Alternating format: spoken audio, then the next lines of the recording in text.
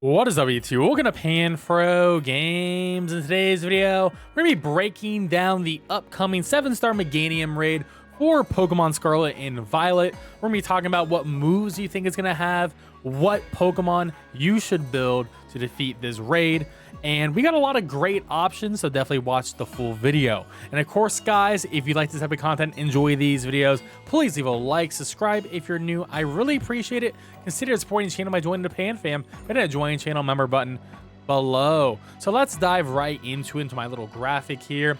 So we know that the MEGANIUM will have its hidden ability Leaf Guard, and Leaf Guard is sort of a hint at what this raid is going to be like. It's a hidden ability that only activates in the sun, and it does learn Sunny Day, so I do think Sunny Day is going to be an absolute lock. Now, Leaf Guard prevents it from taking any major status effects when the sun is up, and otherwise it's completely useless. Now, we know it's going to be Terra Psychic, and luckily enough, Psychic is not that great of a defensive type, and is a pretty good offensive type, but it does have a critical weakness. Dark types are immune to Psychic damage, so we got a lot of great options here that can take advantage of that in general. Now, looking at the general stats of MEGANIUM, 80 HP, decently bulky, but combine that with 100 defense and 100 special defense, that's going to be really bulky, so it's going to be hard to get the one-turn KO on this thing. I'm still working on those guides, but in general, it's not going to be a big offensive threat. It's going to be more of a bulky, stalling type of Pokemon, and I think it's going to try to whittle down the timer on us than anything else. Looking at his offensive moves, 82 attack, 83 special attack, makes it a mixed attacker, and because it's mixed attacker, it's probably going to have both pretty solid special and physical moves, so I would recommend max HP as your main stat to build on all your Pokemon, and then go for either a physical or special attacking move. And then we have speed, and the speed's 80, decent, but it's not that fast at all. Very easy to outspeed with most Pokemon, but overall MEGANIUM is a very slow dinosaur with a dinosaur moveset, and this Pokemon desperately needs an update in general. Now, looking at the moves, I did mention Sunny Day is the move it'll most likely have because it will proc its hidden ability. Now, Sunny Day will also proc Solar Beam, and its special attack is 1 point higher, and Solar Beam is a very cool looking move, so I do think Sunny Day, Solar Beam with Leaf Guard is definitely going to be the main combination that we're going to see with this MEGANIUM. Now, it does have a physical move called Solar Blade, so it could learn Solar Blade, but I do think Solar Beam is going to be taking over Solar Blade in this case, just because it has slightly higher special attack stat. Now, it also learns Petal Dance, and that's the move it learns on evolution into a MEGANIUM. So another great special attacking move, does 90 damage. So another reason why I do think it's going to lean a little bit heavier towards the special attacking side. Next up, Weather Ball. Now, this is actually the big wildcard threat move here, because it has Sunny Day, which we know is going to use for Leaf Guard and for Solar Beam. But the last thing, Weather Ball. So the sun is up, and Weather Ball is going to turn into a 100 damage special fire type move, which means it's going to be able to destroy all the bug types or anything that's weak to fire. So I do think bug types are going to be at a severe disadvantage, and just in case it does have Weather Ball, it's going to be hard to recommend any bug types. I will recommend a couple just in case it doesn't, but if there is Sunny Day Weather Ball, then bug types are absolutely cooked.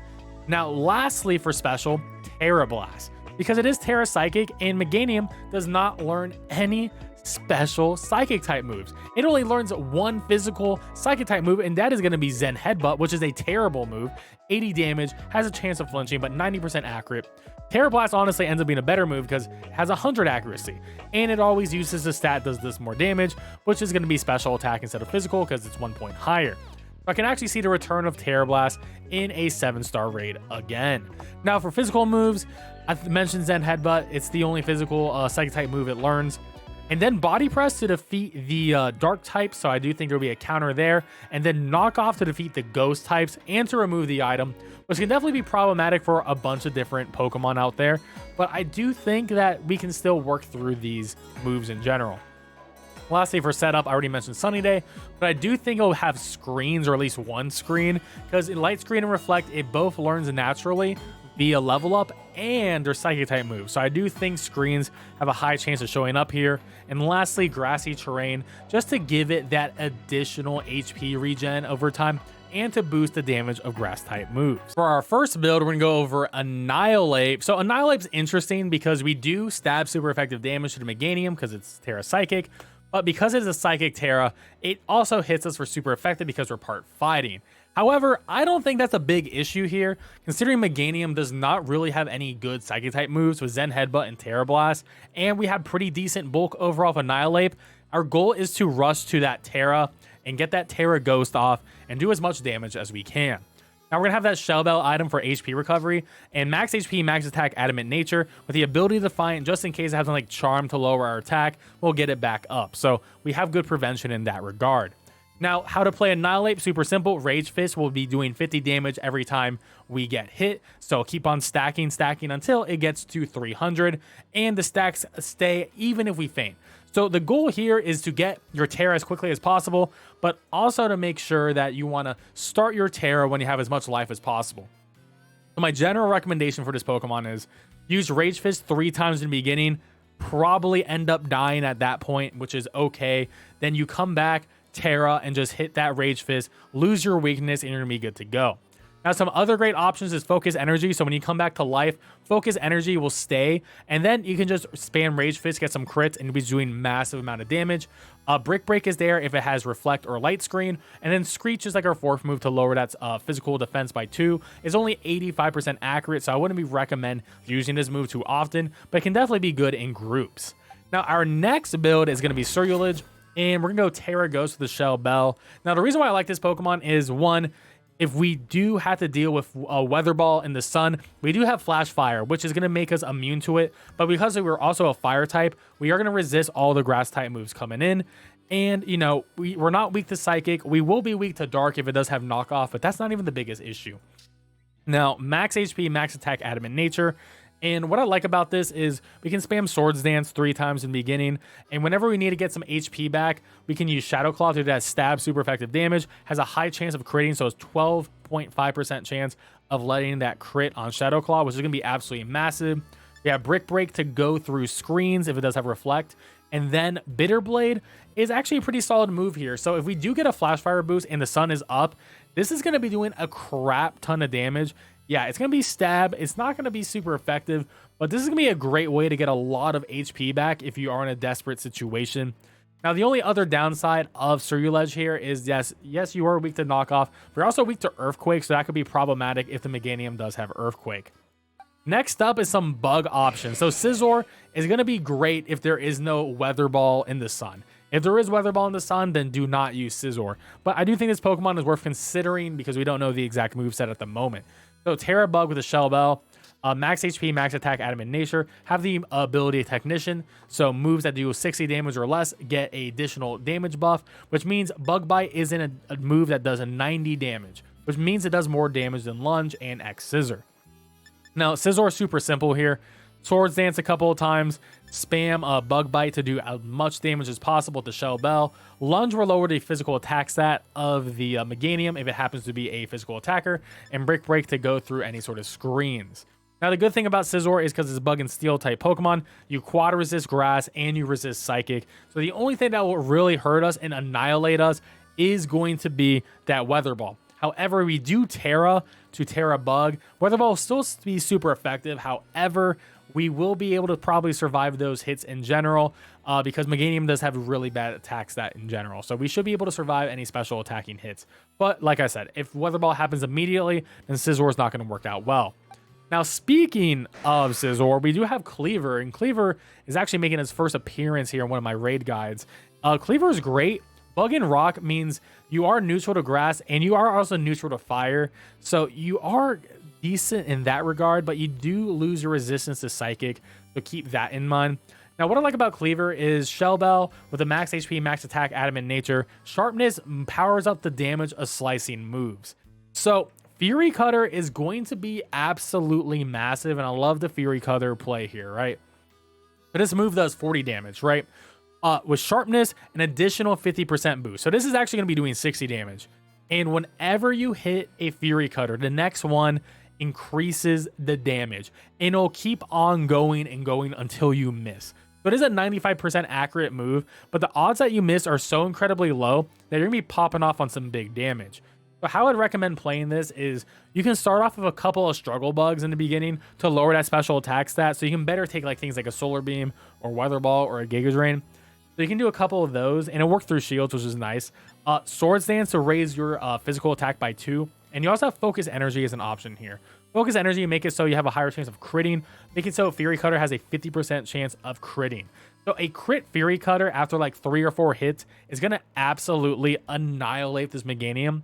So I would say Cleaver is a great Pokemon, but it's definitely a Pokemon that would like some healing support in general, or something to, you know, put up screens for it, like an Umbreon or some like a Cresselia or Blissey or something that can just take some good hits, support it with like some sort of healing move or some sort of screen support, and then Cleaver will absolutely sweep. For special attackers, I have a couple that I recommend, and the first one is Hoopa.